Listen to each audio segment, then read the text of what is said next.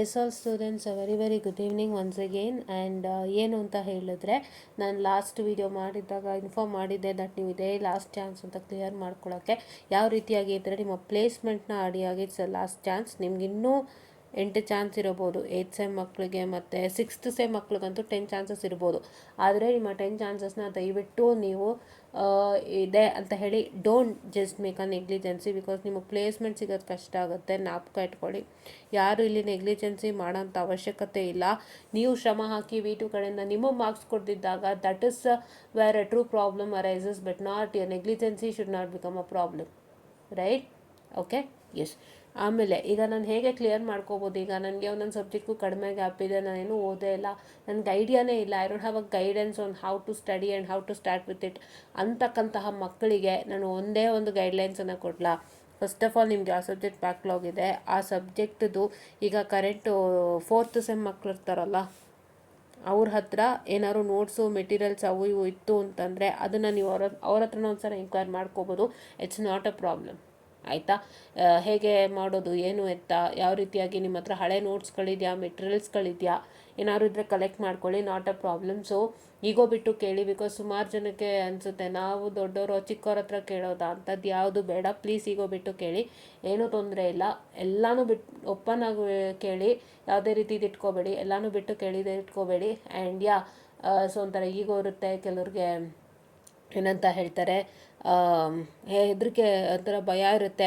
ನಾನೇ ಫೇಲ್ಡು ಅಂತ ಚಿಕ್ಕವ್ರ ಹತ್ರ ಕೇಳಕ್ಕೆ ಹೋದಾಗ ಅವ್ರು ನಮ್ಮ ಬಗ್ಗೆ ಏನು ತಿಳ್ಕೊಳ್ಳಲ್ಲ. ಬಿಕಾಸ್ ನಾವೆಲ್ಲ ಕ್ಲಿಯರ್ ಮಾಡ್ಬಿಟ್ಟು ಇವ್ರು ಕ್ಲಿಯರ್ ಮಾಡೋಕ್ಕಾಗಲಿಲ್ವ ಅನ್ನೋದು ಅವ್ರ ಮನಸ್ಸಿಗೆ ಏನಾದ್ರು ಬರ್ಬೋದಾ, ಆ ಥರ ಎಲ್ಲ ಇಲ್ಲ. ಅದೆಲ್ಲದನ್ನು ಬಿಟ್ಟು ಕೇಳಿ, ನಾನು ಅದನ್ನೇ ಹೇಳಿದ್ದು, ಆಮೇಲೆ ಬೇರೇನೂ ತಿಳ್ಕೊಬೇಡಿ. And yeah, okay. ಸೊ ಏನಂತ ಹೇಳಿದ್ರೆ ಇದು ವಿಷಯ. ಆ್ಯಂಡ್ ನೆಕ್ಸ್ಟ್ ನೀವೇನು ಮಾಡ್ಬೋದು ಅಂದರೆ, ನಿಮ್ಮೆಲ್ಲರ ಹತ್ರನೂ ಯೂಟ್ಯೂಬ್ ಇದೆ.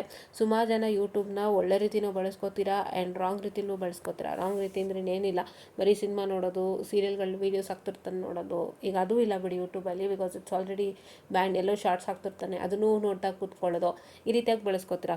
ಸೊ ಅದೆಲ್ಲನೂ ಪಕ್ಕಕ್ಕೆ ಹಾಕ್ಬಿಟ್ಟು ನೀವೇನು ಮಾಡ್ಬೋದು ಅಂತಂದರೆ, ಯೂಟ್ಯೂಬ್ನಲ್ಲಿ ನಿಮ್ಮ ಸಬ್ಜೆಕ್ಟ್ ಕೋಡನ್ನು ಹಾಕಿ ಸಾಕು. ಜಸ್ಟು ನಿಮ್ಮ ಸಬ್ಜೆಕ್ಟ್ ಕೋಡ್ ಯಾವುದಿದೆ, ಇವಾಗ for example BSc 401, BSc 402, BSc 403, ಈ ಥರ ನಿಮ್ಮ ಸಬ್ಜೆಕ್ಟ್ ಕೋಡ್ಗಳನ್ನು ಹಾಕಿದ ತಕ್ಷಣವೇ ನಿಮಗೆ ಸಖತ್ತಾಗಿ ಏನಂತ ಹೇಳ್ತೀರಾ, you will get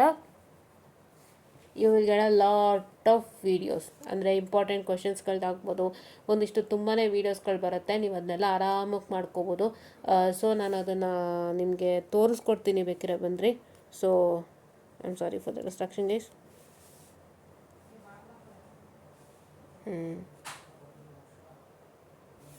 So yes, I'm sorry for the distraction guys, so just give me a minute.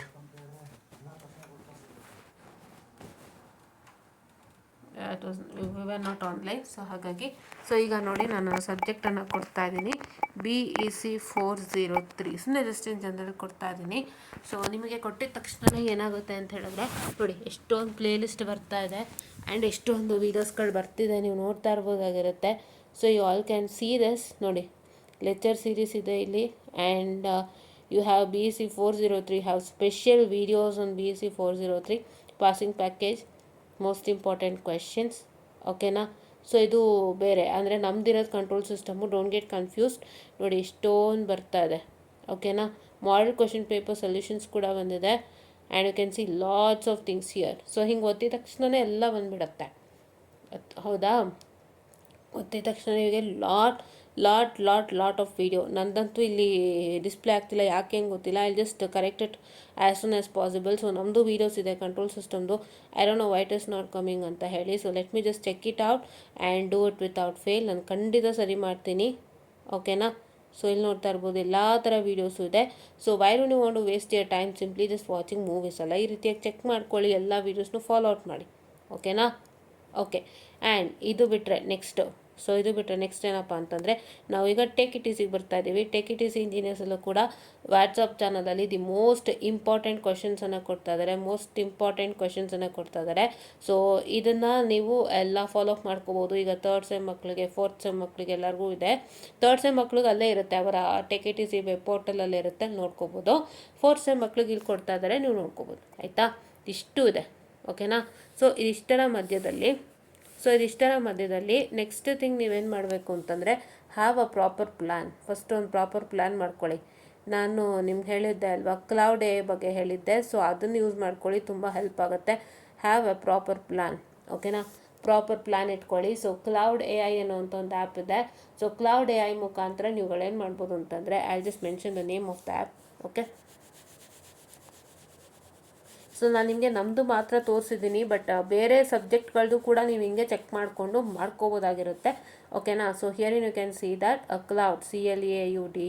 ನಾನು ಎಷ್ಟರಲ್ಲಿ ಹೇಳ್ತಾ ಇದ್ದೀನಿ, ಸುಮಾರು ಸಲ ಹೇಳಿದ್ದೀನಿ. And this is again I am telling you can get all this through your what I can say this one which one ನಿಮ್ಮ ಏನಂತ ಹೇಳ್ತೀರಾ, ಗೂಗಲ್ ಪ್ಲೇಸ್ಟೋರಲ್ಲಿ, ಅಥವಾ you can also get it through your ಸಿಸ್ಟಮಲ್ಲಿ ನೀವೇನು ಮಾಡ್ಬೋದು ಅಂದರೆ ಕ್ಲೌಡ್ ಎ ಬಳಸಿ ಸಿಸ್ಟಮಲ್ಲಿ ಬಳಸಿದಾಗ ಅಲ್ಲೇ ತೋರಿಸ್ಬಿಡುತ್ತೆ install Claude A I for Windows ಅಂತ. ಎಸ್ ಅಂತ ಕೊಟ್ಟರೆ ಖಂಡಿತ obviously it get install. So to do the processes further ಅದು ಮಾಡಿಕೊಂಡು ನೀವು ಇನ್ಸ್ಟಾಲ್ ಮಾಡ್ಕೊಂಡ್ಮೇಲೆ ಗಿವ್ ಯರ್ ಸಿಲಬಸ್ ಕೊಡಿ and give your syllabus and give a question papers also if possible. ನೀವೇನು ಮಾಡ್ಬೋದು ಅಂದರೆ ಸಿಲಬಸ್ ಮತ್ತು ಕ್ವಶನ್ ಪೇಪರ್ನ ಒಂದು ಜಾಗದಲ್ಲಿ ಒಟ್ಟು ಮಾಡಿ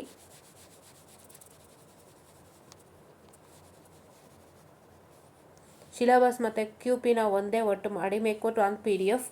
and then what have to do is give all those. And ನೀವೊಂದು ಸ್ಟ್ರಾಂಗರ್ ಒಂದು ಏನಂತ ಹೇಳ್ತಾರೆ ಪ್ರಾಂಪ್ಟನ್ನು ಕೊಡಿ. ಸೊ ಉಬ್ಬಿಸೋ ಥರ ಪ್ರಾಂಪ್ಟ್ ಅಂದರೆ assume that you are a question paper setter or assume that you are a teacher or question paper setter ಇರಲಿ. So please to break it down the syllabus or studying buddy ಅಂತಲೂ ಹೇಳ್ಬೋದು. Assume that you are a study buddy. Please to provide the what I can say the study plan for all this for this subject within 3 days, and what and all to study and what not to study, and what are all most important for an examination, and how to score more than 60 marks easily, and answer writing tips and tricks ಅಂತ ಎಲ್ಲ ಥರನೂ ಕೇಳಿ. If you don't know how to give a proper prompt, ನೀವು ಅದಕ್ಕೂ ಏನು ಮಾಡ್ಬೋದು ಅಂದರೆ Google open ಮಾಡ್ತೀರಾ. ಗೂಗಲ್ ಓಪನ್ ಮಾಡೋ ಕೆಳಗಡೆ AI ಇರುತ್ತೆ, ಕೆಳಗಡೆ Google AI, click on that Google AI click ಮಾಡಿ ಸ್ಟಾರ್ಟ್ ಮಾಡಬೇಕು. ಏನು ಮಾಡಬೇಕು ಸ್ಟಾರ್ಟ್ ಮಾಡೋಕ್ಕೆ? So to just ask give a prompt for Claude AI based on this ಅಂತ ಕೇಳ್ಕೊಳ್ಳಿ. ಜಸ್ಟ್ ಇನ್ ಜನರಲ್ ನೀವು ಜಸ್ಟ್ ಒಂದು ವಾಯ್ಸ್ ನೋಟ್ ಕೊಡಿ, ಈ ರೀತಿ ಎಲ್ಲ ವಿಷಯ ಇದೆ, ಸೊ ಹಾಗಾಗಿ ಇದಕ್ಕೊಂದು ಪ್ರಾಂಪ್ಟ್ ಬೇಕು ನನಗೆ ಅಂತ ಕೇಳಿ ಗೂಗಲ್ AIಲಿ. ಸೊ ಅದು ಪ್ರಾಂಪ್ಟ್ ಕೊಡುತ್ತೆ. ನನಗೇನು ಹೇಳಿದೆ ಅದಕ್ಕೆ ಸಂಬಂಧಪಟ್ಟಂತೆ ಹೇಳಿದ್ನಲ್ಲ, ಸ್ಟಡಿ ಬಡಿ, ಟೀಚರ್ ಅದಿದೆಲ್ಲ. ಸೊ ಅದಕ್ಕೆ ತಕ್ಕಂಗೆ ಪ್ರಾಂಪ್ಟ್ ಕೊಡುತ್ತೆ. ಸೊ ಆ ಪ್ರಾಂಪ್ಟ್ನ ತೊಗೊಂಡೋಗ್ಬಿಟ್ಟು ವಿತ್ ಡಾಕ್ಯುಮೆಂಟ್ ಕ್ಲೌಡ್ AIನಲ್ಲಿ ಹಾಕಿದ್ರೆ ಖಂಡಿತ ನೀಟಾಗಿ ಅದೇ ಒಂದು ಸಖತ್ತಾಗಿರೋ ಡಾಕ್ಯುಮೆಂಟ್ ಮಾಡಿಕೊಡುತ್ತೆ. Honestly I say it will give a wonderful document. ನಾನೇ ನೋಡ್ತಾ ಇದ್ದೀನಲ್ಲ, ತುಂಬ ಖುಷಿ ಆಗ್ತಿದೆ. I can't tell it in words actually, but yes ಅದು ಕೊಡುತ್ತೆ. ಅದನ್ನು ಇಟ್ಕೊಂಡು ನೀವು ಓದೋಕ್ಕೆ ಪ್ರಾರಂಭ ಮಾಡಿ. ಆ್ಯಂಡ್ ಅದ್ರ ಜೊತೆಗೆ ನೀವು ಬೇಕಾದ್ರೆ ಇವಾಲ್ಯುಯೇಟರ್ ಅಂತ ಕೂಡ ಸೇರಿಸ್ಕೋಬೋದು, ಕ್ವಶನ್ ಪೇಪರ್ ಸೆಟ್ಟರ್ ಅಂತ ಕೂಡ ಸೇರಿಸ್ಕೋಬೋದು. ಸೊ ಎರಡೂ ಸೇರಿಸ್ಕೊಂಡಾಗ ನಿಮ್ಗೆ ಏನಾಗುತ್ತೆ, ಸ್ಟಡಿ ಬಡ್ಡಿ ಅಂದಾಗ ಓದೋದು ಹೆಂಗೆ ಅಂತ ಹೆಲ್ಪ್ ಮಾಡುತ್ತೆ. ಕ್ವಶನ್ ಪೇಪರ್ ಸೆಟ್ಟರ್ ಅಂದಾಗ ಯಾವ ಥರ ಕ್ವಶನ್ ಸೆಟ್ ಮಾಡ್ಬೋದು ಅನ್ನೋ ಥರ ಒಂದು ಐಡಿಯಾ ಕೊಡುತ್ತೆ. ಆ್ಯಂಡ್ ಇವಾಲ್ಯುಯೇಟರ್ ಇದ್ದಾಗ ಯಾವ ರೀತಿಯಾಗಿ ಇವಾಲ್ಯುಯೇಟ್ ಮಾಡುತ್ತೆ ಅನ್ನೋದು ಗೊತ್ತಾಗುತ್ತೆ. ಸೊ ಈ ಮೂರನ್ನೂ ಕೂಡ ನಿಮ್ಮ ಪ್ರಾಂಪ್ಟಲ್ಲಿ ಹಾಕಿ ಟ್ರೈ ಔಟ್ ಮಾಡ್ಬೋದು. So that will really help you a lot. Okay, so ಈ ರೀತಿಯಾಗಿ ನೀವು ಮಾಡ್ಕೋಬೋದು. ಇಷ್ಟನ್ನು ನೀವೀಗ ಮಾಡಿಕೊಂಡ್ರೆ ತುಂಬ ಹೆಲ್ಪ್ ಆಗುತ್ತೆ. And one thing I wanted to tell, study important questions without fail. ಎಲ್ಲಾದ್ರದ್ದು ಇಂಪಾರ್ಟೆಂಟ್ ಕ್ವಶನ್ಸ್ ಚೆನ್ನಾಗಿ ಓದ್ಕೊಂಡಿರಿ. But for god sake 3 modules complete ಇರಬೇಕು ಅಲಾಂಗ್ ವಿತ್ ಇಂಪಾರ್ಟೆಂಟ್ ಕ್ವಶನ್ಸ್. ನಾನು ಒಂದು ಹೇಳ್ತೀನಿ, ಇಂಪಾರ್ಟೆಂಟ್ ಕ್ವಶನ್ಸ್ ನೀವು ಓದುವಾಗ ಮುಕ್ಕಾಲು ಭಾಗ ಸಿಲೆಬಸ್ ಕಂಪ್ಲೀಟ್ ಮಾಡಿರ್ತೀರ, ಇನ್ನೊಂದು ಕಾಲು ಭಾಗ ಸಿಲೆಬಸ್ಸು ಯಾವ್ದು ಬಿಟ್ಟೋಗಿದೆ ನೋಡ್ಕೊಂಡು ಅದನ್ನು ಓದ್ಕೊಳ್ಳಿ ವಿತ್ ರೆಸ್ಪೆಕ್ಟ್ ಯಾರ್ convenient and easy modules, because don't leave the important questions also. ಅದೇ ಹೇಳೋದು, ನಾವು ಮಾಡ್ತಿದ್ದು ಅದೇ ತಪ್ಪು. ನಾನು ಎಸ್ಪೆಷಲಿ ಮಾಡ್ತಾಯಿದ್ದು ಅದೇ ತಪ್ಪು. ನಾನು ಅನ್ಕೋತೀನಿ ಬರೀ ಟೆಕ್ಸ್ಟ್ ಬುಕ್ ಓದಬೇಕು, ಬರೀ ನೋಟ್ಸ್ ಓದಬೇಕು, ಸುಮ್ಮನೆ ಇಡೀ ನೋಟ್ಸ್ನ ಬಹ್ಯಾಟ್ ಮಾಡೋದು, ಇದು ಮಾಡೋದು. ಫಸ್ಟ್ ಟಾಪಿಕ್ ಓದ್ತಾ ಇದ್ದೀನಿ, ಸೆಕೆಂಡ್ ಟಾಪಿಕ್ ಓದ್ತಾ ಇದ್ದೀನಿ, ಥರ್ಡ್ ಟಾಪಿಕ್ ಓದ್ತಾ ಇರ್ತೀನಿ. But one thing, when you get a question paper you are totally blank. ಯಾಕೆ ಬ್ಲಾಂಕ್ ಅಂದರೆ ನೀವು ಬರೀ ಥಿಯರಿ ಓದ್ತೀರಾ, ಆದರೆ ಕ್ವಶನ್ಸ್ ಹೆಂಗೆ ಬರುತ್ತೆ ಗೊತ್ತಾಗಲ್ಲ. ನಿಮ್ಗೆ ಏನಾದ್ರು ಕ್ವಶನ್ ಟ್ವಿಸ್ಟ್ ಆಯಿತು, ಟ್ರಿಲ್ ಆಯಿತು, ಪ್ರಾಬ್ಲಮ್ ಆಯಿತು, ಕ್ವಶನ್ ಸ್ವಲ್ಪ ಕಾಂಪ್ಲೆಕ್ಸಿಟಿ ಬಂತು, ನಿಮಗೆ ಆ ಕ್ವಶನ್ ಯಾವ ಟಾಪಿಕ್ತು ಅಂತಲೇ ಗೊತ್ತಾಗಲ್ಲ. ಅವಾಗ ಏನು ಮಾಡ್ತೀರಾ? ನೀವು ಓದಿನೂ ನಾನು ಅಷ್ಟು ಟಾಪಿಕ್ ಓದಿದ್ದೀನಿ, ನಾನು ಯಾವ ಟಾಪಿಕ್ದು ಆನ್ಸರ್ ಬರೀಬೇಕು? ಅಂತ ನಿಮ್ಗೆ ಅಟ್ಲೀಸ್ಟ್ ನಿಮಗೆ ಮಾಡೆಲ್ ಗೊತ್ತಾಗುತ್ತೆ. ಯಾಕೆಂದರೆ ಮಾಡೆಲ್ ಸಪ್ರೇಷನ್ ಅಂತೂ ಇದ್ದೇ ಇದೆ. That is one basic important thing. Model 1, model 2, model 3, model 4, model 5 suppression ಇರುತ್ತೆ. ಗೊತ್ತು ಮಾಡೆಲ್ 1 2 ಅಂತ. ಬಟ್ ಯಾವ ಟಾಪಿಕ್ ತಪ್ಪ ಇದು ಕ್ವಶನು, ಎಲ್ಲಿ ಏನು ನೋಡಬೇಕು ಅಂತ ನೀವೇ ಓದಿರೋದೆಲ್ಲ ತಲೆ ಕೆಡಿಸ್ಕೊಂಡು ಏನೋ ಡೌಟಲ್ಲಿ ಒಂದು ಆನ್ಸರ್ ಬರೀತೀರಾ ಅಂತ ಕೆಲಸ ಮಾಡ್ಕೊಬೇಡಿ. ಅದಕ್ಕೆ ಕ್ವಶನ್ಸ್ ಪ್ರಕಾರ ಆದಷ್ಟು ಓದಿ. ಕ್ವಶನ್ಸ್ ಪ್ರಕಾರ ಓದಿದಷ್ಟು ನಿಮಗೆ ಟಾಪಿಕ್ಸ್ಗಳು ತುಂಬ ಬೇಗ ಅರ್ಥ ಆಗುತ್ತೆ. ಇದೇ ಥರ ಕ್ವಶನ್ಸ್ ಕೇಳ್ತಾರೆ ಟಾಪಿಕಿಂದ ಅಂದಾಗ you are ready for the questions and when that question appears you are most welcome to write the answer without any hassle. ಇದು ಮಾಡ್ಕೋಬೇಕು. ಸೊ ಈ ಥರ ಮಾಡ್ಕೊಂಡು ಎಲ್ಲ ರೆಡಿ ಮಾಡ್ಕೊಳ್ಳಿ. ಇಷ್ಟನ್ನು ರೆಡಿ ಮಾಡ್ಕೊಳ್ಳಿ. ಫಸ್ಟು ನಾನೇನು ಹೇಳಿದೆ, 4th ಸೆಮ್ ಮಕ್ಳ ಹತ್ರ ಯಾರ ಹತ್ರ ಆದರೂ ಸರಿ ನೀವು ಕಲೆಕ್ಟ್ ಮಾಡ್ಕೊಳ್ಳಿ ಇನ್ಫಾರ್ಮೇಷನ್ಸ್ನ. ನೋಟ್ಸು, ಮೆಟೀರಿಯಲ್ಸು, ಟೆಕ್ಸ್ಟ್ ಬುಕ್ ಏನಾದ್ರು ಇಟ್ಕೊಂಡಿದ್ರೆ ಇಸ್ಕೊಳ್ಳಿ. ಮತ್ತು ಯಾರ ಹತ್ರ ಆದರೂ ಇದ್ದರೆ ಇನ್ನೂ ಸೇಫಾಗಿ ಇಟ್ಟಿದ್ರೆ, ಅಥವಾ ಯಾರಾದ್ರು ತುಂಬ ಚೆನ್ನಾಗಿ ಓದ್ತಿರೋರಿಗೆ ಹಳೆದೆಲ್ಲ ಐಡಿಯಾ ಇದ್ದರೆ ಅದು ಹೇಳ್ಕೊಟ್ರೆ ಕೇಳಿ ಅಷ್ಟೇ, ಜಸ್ಟ್ ಗೈಡ್ಲೈನ್ಸ್. ಆಮೇಲೆ ನಾನು ಏನು ಹೇಳಿದೆ, ಯೂಟ್ಯೂಬ್ ಕೂಡ ತೋರಿಸಿದ್ದೀನಿ ಹೇಗೆ ಅಂತ. ನಿಮ್ಮ ಸಬ್ಜೆಕ್ಟ್ ಕೋಡ್ ಹಾಕಿದ ತಕ್ಷಣ ಸಾಕಷ್ಟು ವೀಡಿಯೋ ಸಿಗುತ್ತೆ, ಇಂಪಾರ್ಟೆಂಟು ಮತ್ತು ಅದು ಇದು ಏನೇನು ಸಿಗುತ್ತೆ ಎಲ್ಲ ನೋಡ್ಕೊಂಡು ಓದ್ಕೊಳ್ಳಿ, ಆಯಿತಾ? ಅದನ್ನು ಮಾಡ್ಕೊಳ್ಳಿ. ಆ್ಯಂಡ್ ನಾನೇನು ಹೇಳಿದೆ, ಕ್ಲೌಡ್ ಎನಲ್ಲಿ ನಿಮ್ಮ ಸ್ಟಡಿ ಬಡ್ಡಿಯಾಗಿ, ನಿಮ್ಮ ಕ್ವಶನ್ ಪೇಪರ್ ಸೆಟ್ರಾಗಿ, ಇವ್ಯಾಲೇಟ್ರಾಗಿ ಏನೇನು ಕಂಟೆಂಟ್ಸ್ ಬೇಕೋ ಎಲ್ಲ ತೊಗೊಳ್ಳಿ ಅಂತ ಹೇಳಿದೆ. 4ನೇದು ಏನಂತ ಹೇಳಿದೆ, ಕ್ವಶನ್ಸ್ಗೋಸ್ಕರ ಪ್ರಿಪೇರ್ ಆಗಿ ಅಂತ ಹೇಳಿದೆ. And I told study all the 3 modules without fail, without any hustles. ನೀವು ಇಂಪಾರ್ಟೆಂಟ್ ಕ್ವಶನ್ ಓದಿದ ತಕ್ಷಣ ಮುಕ್ಕಾಲು ಭಾಗ ಓದಿರ್ತೀರಿ.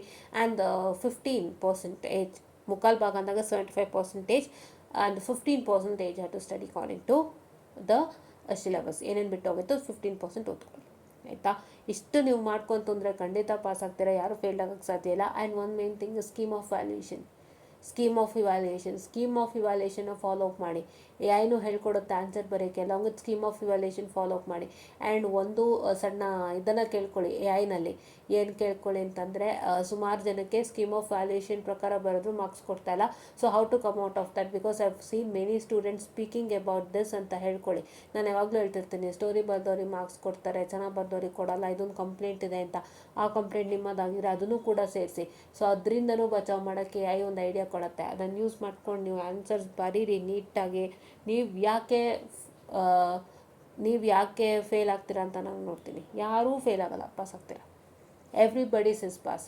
ಇವಿಷ್ಟು ಮಾಡಿಕೊಂಡು ಪ್ಲೇಸ್ಮೆಂಟ್ ದೌಡೆನ ದಾಟಿಬಿಟ್ರೆ, ಪ್ಲೇಸ್ಮೆಂಟ್ ಜಾಗಕ್ಕೆ ಬಂದರೆ you are ready for your placements and you are honestly ready. ನೀವು ಬೇಗ ಬೇಗ ಬೇಗ ಬೇಗ ಬೇಗ ಬೇಗ ಪ್ಲೇಸ್ಮೆಂಟಿಗೆ ಶುರು ಮಾಡ್ಕೋಬೋದು, ಹೌದಾ? ಇಷ್ಟನ್ನು ನಾನು ಹೇಳ್ತಾ ಇದ್ದೀನಿ, ಬೇಗ ಮಾಡ್ಕೋಬೇಕು, ಇಲ್ಲಾಂದರೆ ತುಂಬಾ ಕಷ್ಟ ಆಗುತ್ತೆ ಅಂತ ಹೇಳ್ತಾ, ಬ್ಯಾಕ್ಲಾಗ್ ಇರೋ ಮಕ್ಕಳು ವಾಚ್ ಮಾಡಿರಿ, ತುಂಬ ಹೆಲ್ಪ್ ಇದೆ ಅಂತ ಹೇಳ್ತಾ, I will be winding up the session students. Thank you.